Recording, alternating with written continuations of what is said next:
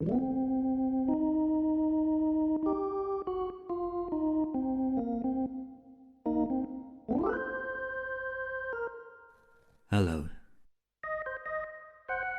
I'm John Patrick Higgins.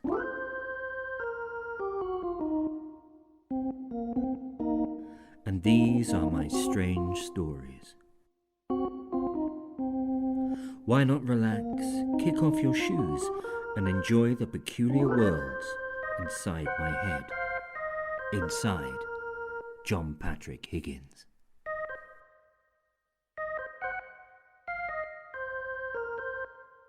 Cafés of Desire.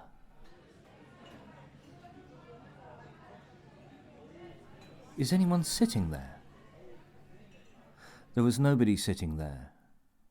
I confirm this with a haste that was just the right side of seemly. My body language changed. I pushed back into my seat and parted my legs. I was a chair, asking her to sit on me. She didn't. She quickly monopolized the table. I had a cup and saucer, spoon, an uneaten Italian biscuit, a notebook, a pen, and a well-thumbed copy of Mr. Palomar.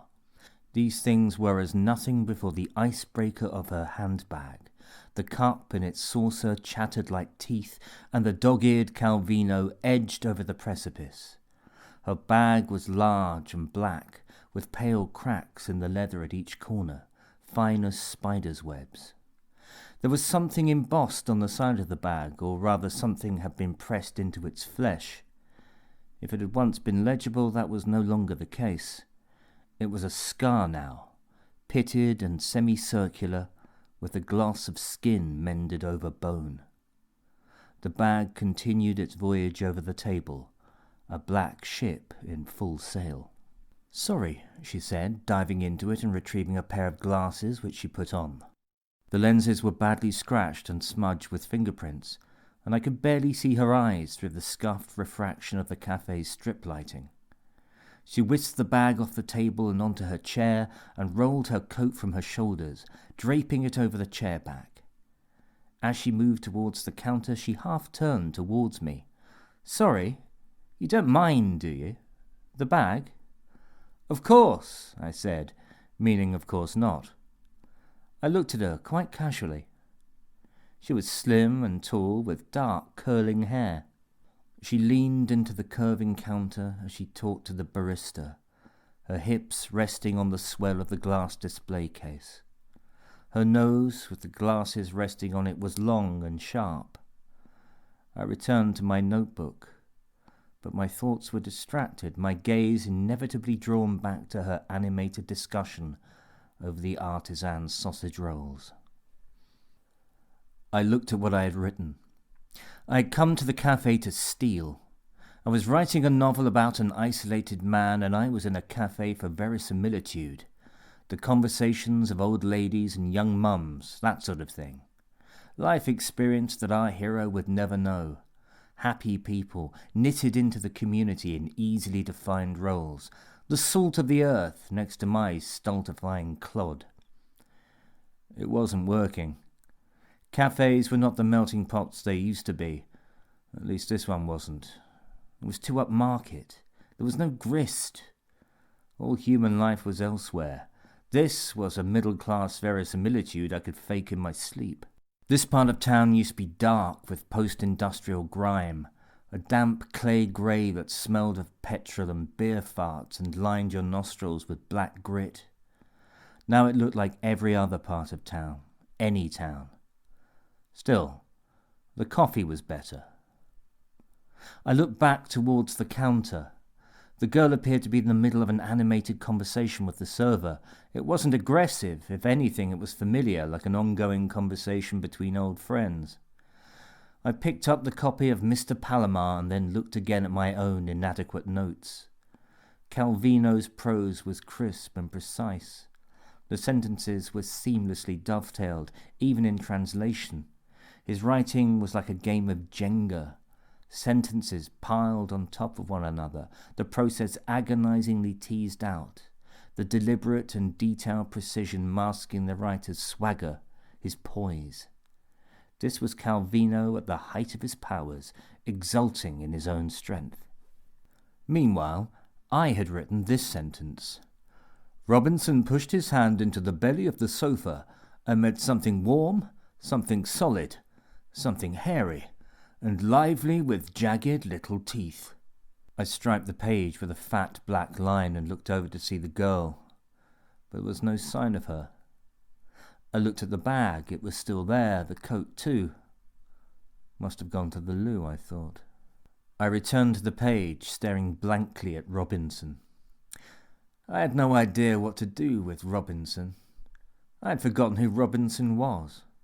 Why would my readers give a shit about Robinson if I knew nothing about him? What sort of a name was Robinson anyway? No one was actually called Robinson. It was a barley water, a racist jam, a desert island dweller with a stirring theme tune. I'd never met anyone called Robinson. It was an ersatz name. No one was actually called Robinson. People just assumed they were because it kept cropping up on Neighbours. I ran another line through Robinson. It was a stupid, boring name and it was ruining my book. How could someone called Robinson kill a vampire? You need a van something.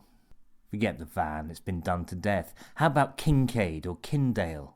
Carden? Clunes? Could Clunes ever be a satisfactory protagonist in anything? Wishart, Bellamy, Benfield, Newman, Neumann, Garrett, Parrott, Peters, Lee, Bassett, Bowley, Moncrief, Hart, Atkins, Watkins, Pipkins, Smurfit, Parfit, Rossi, Ball, Svenonius, Suzuki, Potter, Thatcher, Smith, Wainwright. I was tentatively scratching in the name Wainwright when I noticed movement at the opposite side of the table. The girl was back. Thanks for looking after it for me, she said. No problem, I said, looking up. It was not the girl. It was certainly a girl, but it was not the girl, not the same girl. Sorry I was so long, she said. No problem, I said, staring at her. Oh, she looked similar. The same build, the same style of clothing, the hair was pretty close, but they were not the same. If you'd seen her in passing, you might have mistaken her for the same girl, but not me. I had looked properly. I had taken my time. And this was a completely different person. She reached for the handbag. What do you think you're doing? I said. What do you mean? I'm watching that bag for someone. Yes, but I'm back, she said. Nice try, I said coolly. It's my bag. You saw me put it here. No, I saw someone put that bag there, and when she returns, I'll gladly give it back to her. It was me. Come on. There was an implied love at the end of the come on, but I didn't say it in case it sounded sexist and patronizing, even though I was in the right. You haven't even made an effort. You're not dressed the same, your hair's wrong, and I hate to say it, but you're just not as pretty. Sorry. I'm taking my fucking bag. No, you're not. Is there a problem? Said a passing barista who may have been under the impression he was a policeman.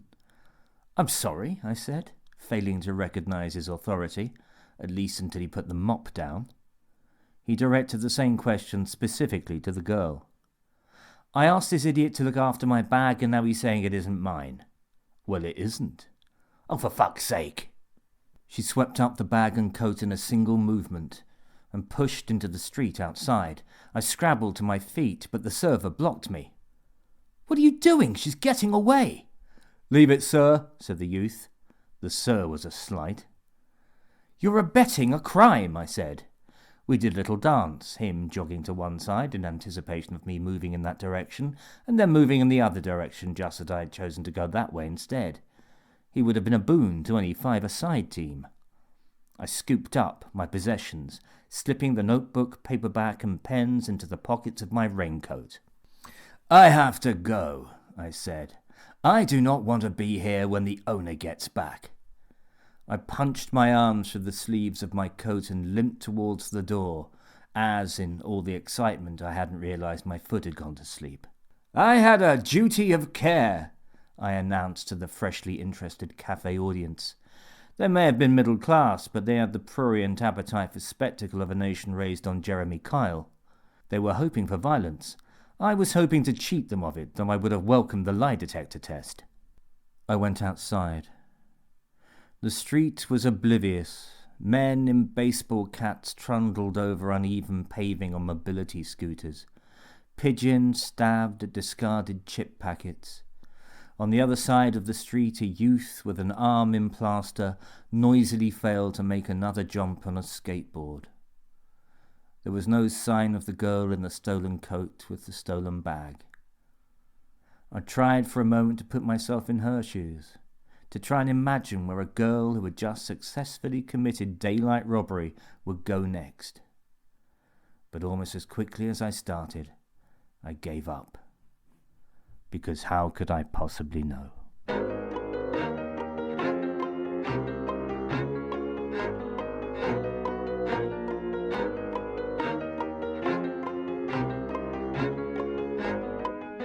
Inside John Patrick Higgins was brought to you by the colour blue and the letter G.